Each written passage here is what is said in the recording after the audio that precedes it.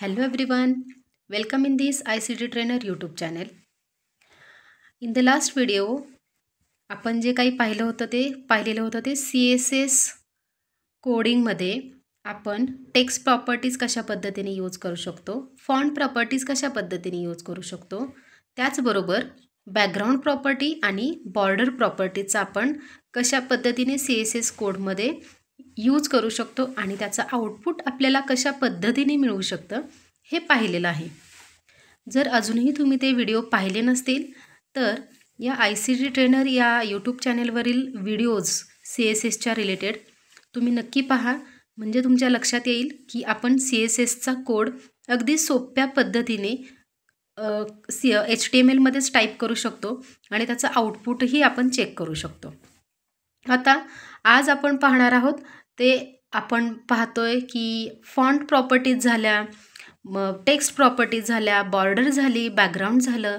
आता मार्जिन कशा पद्धतीने आपण सेट करू शकतो, इन्फॉर्मेशनला कशा पद्धतीने आपण मार्जिन सेट करू शकतो याबद्दल आपण आज पाहणार आहोत.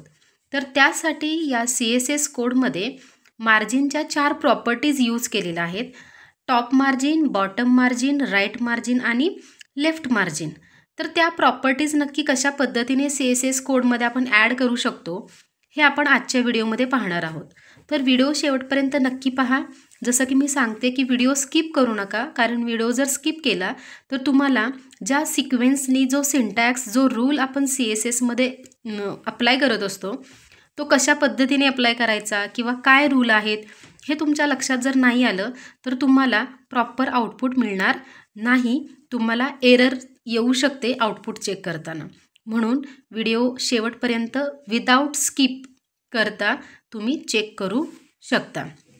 व्हिडिओ पहा. आता बघूयात की इथे हा समोर CSSचा कोड आहे. सेम HTML टॅग यूज केलेला आहे. हेड, टायटल, त्याच्यानंतर CSS मार्जिन प्रॉपर्टीज हे टायटल दिलेलं आहे आणि इथे हा टायटल टॅग एंड केलेला आहे. टायटल टॅग एंड केल्यानंतर डायरेक्ट हेड टॅग एंड करायचा नाही, तुम्ही लगेच स्टाईल टॅग स्टार्ट करून type is equal to in double inverted comma text oblique CSS हे कंप्लीट करायचं. त्याच्यानंतर बॉडी म्हणजे काय, तर या बॉडी टॅगमधील इन्फॉर्मेशनला तुम्हाला कोणता कलर हवा आहे हे कलर ही टेक्स्ट प्रॉपर्टी यूज केलेली आहे. कलर ब्ल्यू, म्हणजे बॉडी टॅगच्या अंडर तुम्ही जी काही इन्फॉर्मेशन टाईप करणार आहात त्या इन्फॉर्मेशनला कलर कोणता हवा आहे, ब्ल्यू हवा आहे, म्हणजे तुम्ही इथे टेक्स्ट प्रॉपर्टी यूज केलेली आहे. त्याच्यानंतर बॉडी सेक्टर कंप्लीट केलेला आहे, म्हणजे ओपनिंग कर्ली ब्रॅकेट आणि क्लोजिंग कर्ली ब्रॅकेट. त्याच्यानंतर पी टॅग म्हणजे काय, तर या बॉडी टॅगमध्ये इथे हा पहा पी टॅग म्हणजे पॅराग्राफ टॅग यूज केलेला आहे. तर या पॅराग्राफमध्ये जी काही इन्फॉर्मेशन लिहिली आहे फक्त त्याच इन्फॉर्मेशनला तुम्हाला मार्जिन अप्लाय करायची आहे. सर्व इन्फॉर्मेशनला नाही, तर फक्त ओपनिंग पी टॅग आणि क्लोजिंग पी टॅगच्या अंडर जे काही तुम्ही टाईप केलेलं आहे या फक्त 2 लाईन्सला तुम्हाला ही मार्जिन सेट करायची आहे. म्हणून पी हे लेटर टाईप केलेलं आहे, ओपनिंग कर्ली ब्रॅकेट आणि margin top colon 100 pixel semicolon complete. Margin bottom ही सेकंड प्रॉपर्टी आहे आणि त्याची व्हॅल्यू इथे दिलेली आहे. मार्जिन राईट ही थर्ड प्रॉपर्टी आहे, कोलन 150 पिक्सेल ही त्याची व्हॅल्यू दिलेली आहे आणि सेमीकोलन टाईप केलेला आहे. त्याच्यानंतर मार्जिन लेफ्ट ही फोर्थ प्रॉपर्टी यूज केलेली आहे मार्जिनची आणि 80 पिक्सेल ही व्हॅल्यू दिलेली आहे आणि हे कर्ली ब्रॅकेट क्लोज केलेलं आहे. म्हणजे काय, पी म्हणजे पॅराग्राफमध्ये जी काही इन्फॉर्मेशन लिहिली आहे फक्त त्याच इन्फॉर्मेशनला तुम्हाला मार्जिन सेट करायची आहे. तुम्ही इथे H1 पण आहे परंतु या H1ला ती मार्जिन सेट करायची नाही. फक्त पॅराग्राफ टॅगमध्ये जी काही इन्फॉर्मेशन टाईप केलेली आहे फक्त त्याच इन्फॉर्मेशनला तुम्हाला मार्जिन सेट करायची आहे.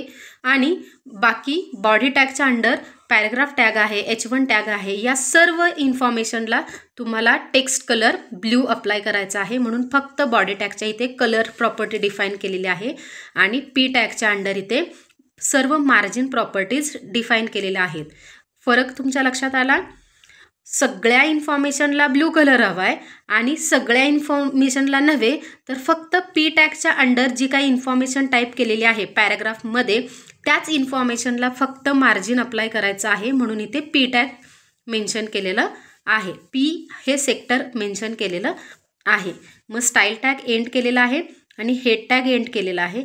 ॲक्च्युअल बॉडी टॅग स्टार्ट करून त्या बॉडी टॅगमध्ये H1 आणि P टॅग टाईप करून इन्फॉर्मेशन टाईप केलेली आहे आणि नंतर end of body tag, end of HTML tag आणि इथे शेवटी P टॅग एंड केलेला आहे. इथे शेवटी P टॅग एंड केलेला आहे. हे पाहू शकता तुम्ही, P टॅग एंड. आता आउटपुट कशा पद्धतीने तुम्हाला मिळू शकतं तर हे पहा, याचं आउटपुट. इन्फॉर्मेशन टेक्नॉलॉजी हे आहे असं तुम्हाला दिसत आहे. इन्फॉर्मेशन टेक्नॉलॉजी हे आहे असं दिसत आहे आणि फक्त त्या इन्फॉर्मेशनला कलर ब्ल्यू आहे आणि जी काही इन्फॉर्मेशन खालची पॅराग्राफमध्ये टाईप केलेली आहे त्या इन्फॉर्मेशन या हेडिंगमध्ये आणि त्या खालच्या इन्फॉर्मेशनमध्ये जो डिस्टन्स दिसतोय त्याला आपण मार्जिन म्हणतोय. अशा पद्धतीने मार्जिन आपण सेट करू शकतो. मार्जिनच्या किती टाईप्स आहेत? 4 आहेत. Top margin, bottom margin, right margin आणि लेफ्ट मार्जिन. याचं प्रॅक्टिकल आपण उद्या पाहूयात. म्हणजे प्रॅक्टिकली मार्जिन आपण कशा पद्धतीने सेट करू शकतो किंवा मार्जिन सेट केल्यानंतर कशा पद्धतीने आउटपुट मिळू शकतं ह्याचं आपल्याला प्रॅक्टिकल करून पाहता येईल. तर आपण याचं प्रॅक्टिकल उद्याच्या व्हिडिओमध्ये पाहूयात. थँक्यू.